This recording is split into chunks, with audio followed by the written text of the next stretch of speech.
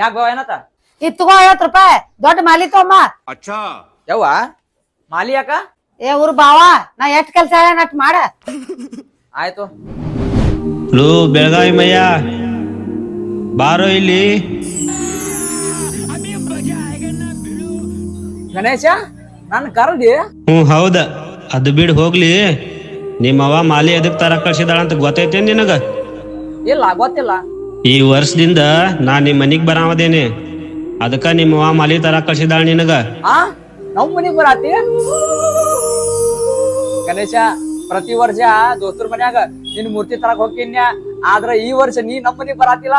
ನನಗ್ ಬಾಳ ಖುಷಿ ಅದ ಗಣೇಶ. ನಿನಗ್ ನೆನಪೈತೇನ ನಾ ನಿಮ್ ಮನಿಗ್ ಬರ್ಬೇಕಂತ ನಿಸ್ವಾರ್ಥ ಭಕ್ತಿಲೇ ನನ್ಗ್ ಬೇಡ್ಕೊಂಡಿದ್ದಿ. ಅದ ನಿನ್ ಆಸೆ ನೆರವೇರ್ಸತೇನಿ. ಹಾ ಧನ್ಯೋಸ್ಮಿ ಗಣೇಶ. ಆದ್ರ ನಂದ ಇನ್ನೊಂದ್ ಆಸೆ ಐತಿ. ಹೇಳ, ಅದನ್ನು ನೆರವೇರ್ಸ್ಬಿಡ್ತೇನೆ.